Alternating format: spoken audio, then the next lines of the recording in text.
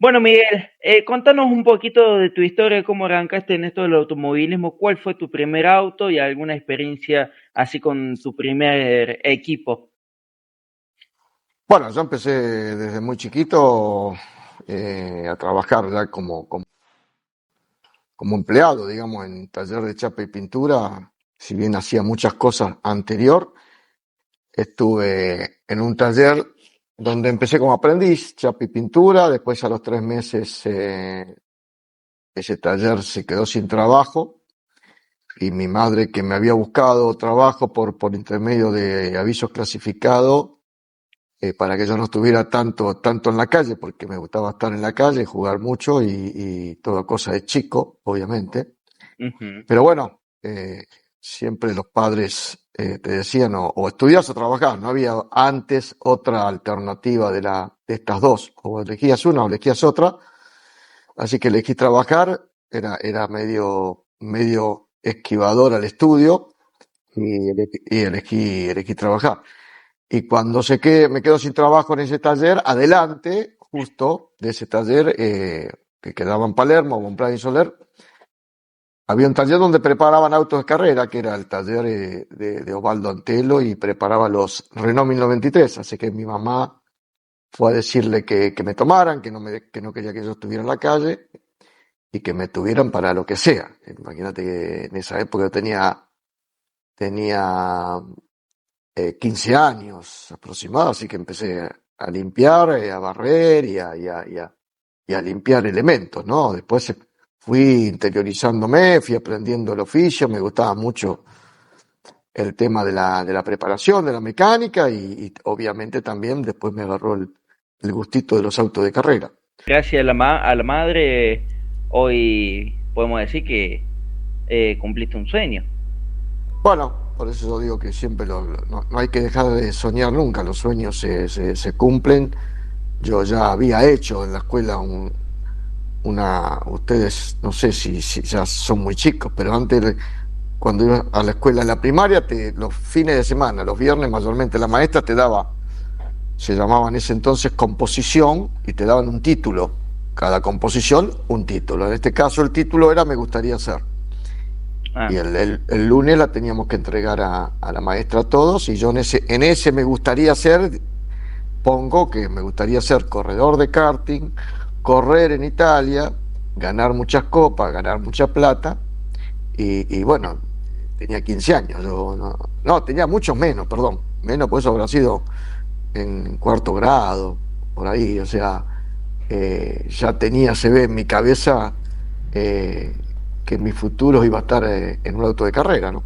Hola Miguel, muchas gracias por Hola. estar acá y bueno, preguntarte sobre, justamente hablando de tecnología, me gustaría preguntarte de la tecnología de los autos de tu época y cómo ves la diferencia, cómo ves el crecimiento. Bueno, para mí es la mejor época de la tecnología nuestra, porque era el piloto el 80 o el 90% y no había la tecnología que existe hoy. Hoy te meten todo computarizado, tenés en el volante 15, 16, 18 botones que hacen que pueda frenar bien, que pueda traccionar bien, tenés todo medido. O sea, para mí me gustaba que no había tanta tecnología, era más la sensibilidad que uno sentía al aplicar potencia, saber aplicar esa potencia de los motores V8, de no hacer patinar el auto, de que traccionara de la mejor manera posible. Y el piloto era el que le informaba al ingeniero qué hacía el auto y cómo quería utilizarlo. Entonces el piloto era como que sentía mucho más en la cola el auto. Y si en esa época nuestra tenías noción mecánica, mucho mejor, mucho mejor. Pero bueno, no, con lo que avanzó la tecnología, es algo que avanza en todas partes del mundo y en todo rubro. No se puede ir contra eso, y bueno, hoy día la tecnología de la Fórmula 1 hace de que por ahí el piloto no tenga tanta incidencia con lo que respecta a un auto competitivo. Justamente hablando de Fórmula Uno, tuviste un breve paso por la máxima categoría del automovilismo en 1981 en el equipo italiano Orcella. Te quería preguntar, ¿qué recordás sobre ese paso por la Fórmula Uno? No, bueno, para mí en ese momento, más allá de que el incidente me estropeó la carrera, fue algo muy lindo porque solamente hice 3 años de Fórmula 2 europea y pasé rápidamente a Fórmula 1. Y la satisfacción que me queda es que no pasamos por presupuesto o pasamos por condiciones propias. Entonces eso fue un mérito que en esa época era muy lindo que te reconocieran por capacidad y no por el respaldo económico. Eh, Tal es así que nosotros en la Fórmula 2 europea éramos 28, 29 pilotos, que 19 llegamos a la Fórmula 1. Mi época de Fórmula 2 europea estaba Nigel Mansell, Keke Rosberg, Johansson, Alboreto, Derek Warwick.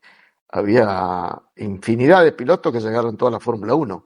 Obviamente que algunos con mucha suerte, otros se mataron. Y yo también tengo que evaluar dentro de la balanza que cuando yo tengo el accidente en Imola, yo me accidento en la misma curva de Tamburello, yo me asiento a la izquierda y Ayrton Senna se mata en la misma curva a la derecha. Entonces también hay cosas que uno la tiene que poner en la balanza y bueno, si no era para mí, no era para mí. Claro, sí. Bueno, competir justamente contra algunos pilotos que después serían campeones del mundo. Bueno, Mansell era en Fórmula 2, no era un piloto como resaltó después en la Fórmula 1, lo mismo que Keke Rosberg. Sí, sí, eran pilotos ganadores, pero no sobresalientes. Después fueron los dos campeones mundiales. Pero como lo dije antes, algunos llegaron. Michele Alboreto, que era un excelente piloto, se mató. Elio De Angeli, que era un excelente piloto y compañero de equipo mío, se mató. El que me suplantó a mí, no sé, era Ricardo Paletti, murió quemado dentro del auto. Johnny Cecotto, que también fue compañero mío en Fórmula 2, terminó todo quebrado. Max Zurer, otro que debió abandonar porque terminó todo quebrado. Eso es lo duro y lo frío que tenía nuestra época en Fórmula 1. Hoy los pilotos se van a 300 kilómetros por hora, de frente se pegan y se bajan del auto caminando. En nuestra época ibas a cajón cerrado. Entonces había otra tensión, se disfrutaba mucho menos porque todos sabíamos que estábamos en la ruleta rusa de lo que era esa época de Fórmula 1. Hoy día es maravillosa la tecnología que le ponen al piloto y la seguridad que tienen, tanto sean los autos como los autódromos, ¿no? Quería preguntarte qué tipo de entrenamiento físico debe llevar un corredor. Mirá, máximo siempre, por muchos motivos. Primero porque el automovilismo de hoy te lo exige. Hoy día si vos no llevas una carta de presentación de físicamente qué es lo que haces y qué alimentación tenés, no te subís a un auto de carrera. Hoy día está muy fortalecido eso, porque el deportista está muy bien cuidado, le exigen mucha gimnasia y muy buena alimentación, porque de otra manera no podrías aguantarte lo que son los grandes premios. Y por el otro lado, también el beneficio de que vos mañana o un piloto tenga un accidente y cuando vos estás muy bien entrenado y bien alimentado, es mucho más rápido la recuperación en caso de haber tenido un accidente. Entonces, hoy pasa a ser una de las cosas importantes que tiene el piloto, porque además después, en mitad de una carrera exigente, de deshidratación, de oxigenación, de tener buena respiración, también mentalmente empezás a aflojar. Entonces ya no rendís el 100%, que es lo que tenés que rendir arriba en Fórmula 1. Así que la preparación física y la alimentación es una de las cosas más importantes que tiene que tener hoy día un deportista. ¿Y en su época era igual? Sí, también, mucho más porque nos deshidratábamos muy rápido y además habíamos empezado ya con el efecto suelo, donde nosotros tuvimos que hacer mucha gimnasia sobre el cuello, fortalecer el cuello, porque la inercia, el G que tenían en curva, te partía el cuello. Y nosotros ahí te hacían hacer gimnasia de lo que hacen los luchadores. Los luchadores refuerzan muchísimo el cuello, porque bueno, la lucha te agarran el cuello, te lo quiebran. Y bueno, ese tipo de gimnasia, aparte de fortalecer los músculos, yo en mi época, para no sentir la temperatura, entraba al sauna con buzo completo y casco.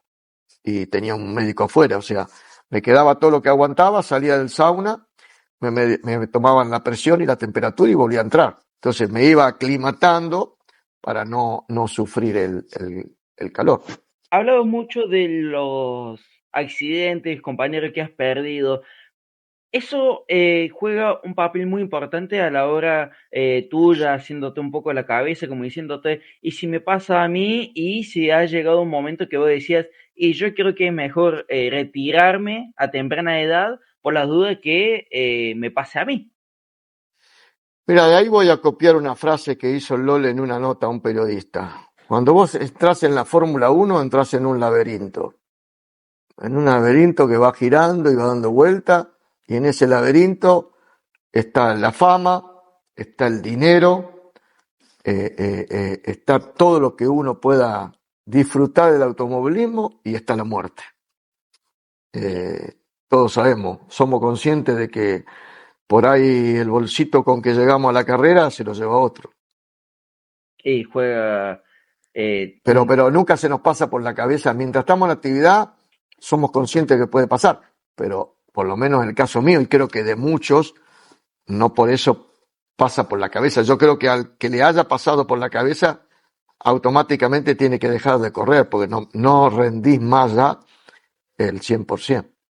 Claro, ya vas con el miedo, ya comenzás con el miedo y Obvio. capaz que arrancas con todo el entrenamiento, todo eso que terminas primero y arranca la carrera y termina último. Y bueno, pero ya no arriesgás, no te tirás en un frenaje, no querés pasar a uno, te quedás cómodo en el puesto que venís y ya no sirve, ya no es lo que uno busca, que es ir a ganar. Te quería hacer una pregunta, te pregunto cuál es la carrera de tu vida, la que marcó, vos sentiste que marcó para vos una época, tu historia como piloto y sentiste esta carrera nunca más se me va a quitar de la cabeza.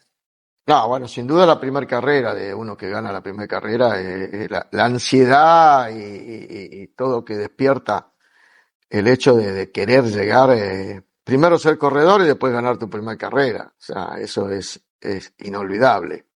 Después te vas acostumbrando, porque después ya aparte ganaste una carrera, querés ganar toda y ya uno la va asimilando, pero la primera carrera es la inolvidable de cada uno. Cambiamos de categoría ahora para consultarte. En 1989 fuiste campeón del TC2000.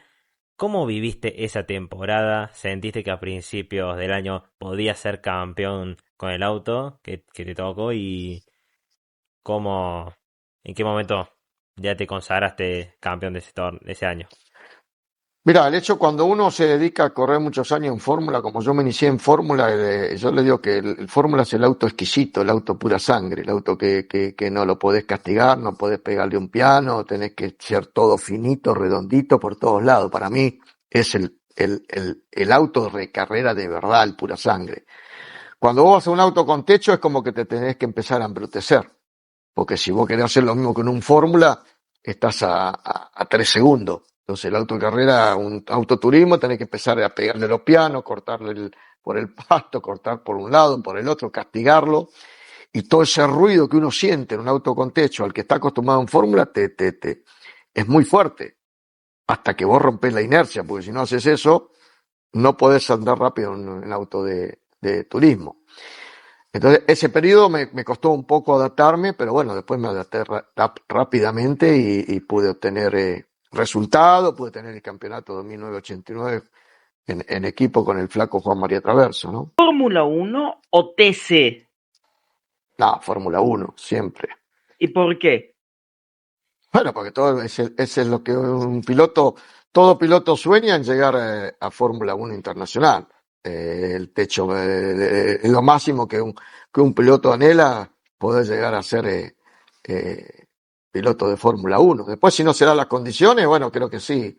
Hoy día lo que mueve el tablero en el automovilismo argentino es el turismo de carretera, no hay ninguna duda, pero no creo que piensan, después es muy difícil también que se les dé, pero creo que todo el mundo sueña con ser piloto de Fórmula 1. Y es como, si los llevamos al fútbol, es como el nene que empieza en Cebollita y su sueño es jugar en primera división. Y bueno, no es lo mismo estar en reserva que en primera, o después pasar o jugar en la selección. ¿Qué sintió sobre el accidente de Ayrton Senna?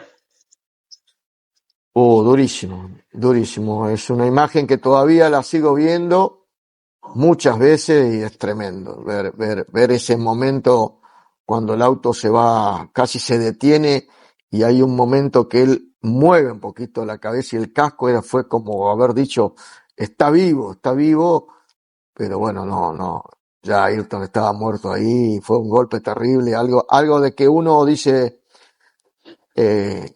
podía esperar cualquier muerte de, de Ayrton Senna, pero no en un auto de carrera, ¿no? Un poco también, qué sé yo, hubo muertes que las sentí muchísimo, pero lo de Ayrton Senna fue algo tremendo. Fue un golpe duro. Muy duro para verlo, sí, porque además fue un piloto pura sangre, un tipo que dio mucho y enseñó mucho, era un piloto que era compañero de sus adversarios. Pronto el tema económico, obviamente ha cambiado muchísimo la economía de hacer un auto, formar un equipo en tu época, en la actual, pero si hay que ponerle un precio, si vos tenés que hacer un equipo hoy en día, ¿cuánto se gasta en Ah, equipo neumático? no, hoy día se manejan cifras que es una locura. Es una locura y en buena hora que el automovilismo la puedan los equipos, los pilotos fundamentalmente juntar, pero hoy estás hablando de 2 o 3 camionetas o autos 0 kilómetros por carrera. Es una barbaridad. Sí, son casi 10 palos. No, de palo no. Hoy hay cifras de turismo carretera que estás entre 40 y 50 mil dólares por carrera. Ah, por carga. Un montón. ¿Cuál ha sido el mejor corredor que vos has visto, ya sea durante tu carrera, después de la competencia? ¿Quién ha sido el mejor para vos de todos los tiempos? Mira, hubo pilotos que no corrí, pero o sea, a mí me gustaba mucho Eduardo Copello. Para mí Eduardo Copello era un diferente. No corrí contra Eduardo, sí, estuve haciendo exhibiciones con él, no corrí. Pero bueno, después hubo pilotos como Luis Di Palma, como el Falco Traverso. Es decir, hubo pilotos ganadores, ídolos, pero si tengo que poner uno en la vidriera es Eduardo Copello.